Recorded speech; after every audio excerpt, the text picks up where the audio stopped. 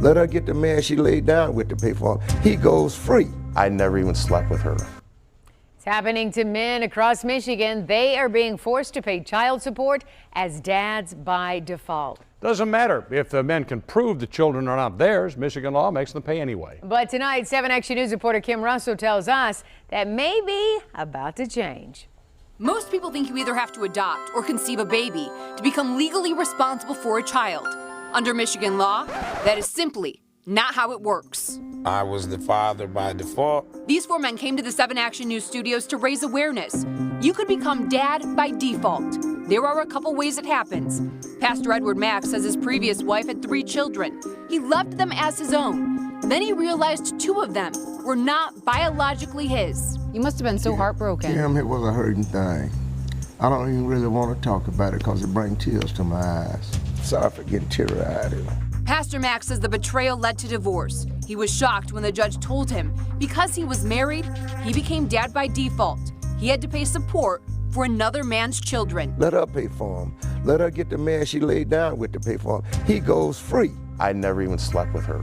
I got a lawsuit when I was young, and she basically just said, that's the money I'm gonna get, and she got it. Reginald Whitlow, Anthony Sims, and Carnell Alexander have similar stories. They say women named them out of nowhere. In 2014, 7 Action News told Carnell's story and found the mother.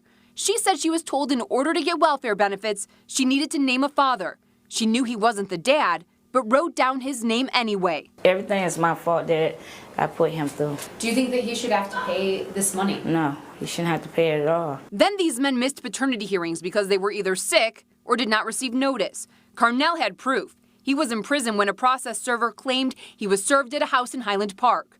When they didn't show up at court, a judge ruled them dads by default. They then missed their chance to challenge it with DNA evidence by the court deadline because they couldn't find the women and children. They wouldn't give me her address because it was confidential. These men all eventually got DNA tests backing their stories. Too late. Oftentimes it doesn't make a difference. Representative Jim Runstead says those DNA tests should make a difference. The Republican from White Lake says he heard the story of Carnell Alexander on 7 Action News and decided to take action. He says this year he hopes to pass legislation that would protect men from being forced to pay for another man's children. Plus, women and process servers who lie should face stiff legal consequences. This is wrong.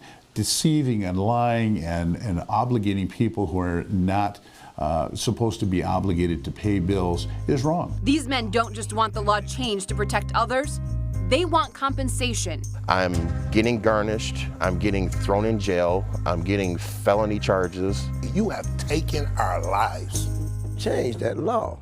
Representative Runstead says he has written 5 draft bills that aim to prevent such fraud, protecting both men and children. He says he plans to introduce them within the next month. Kim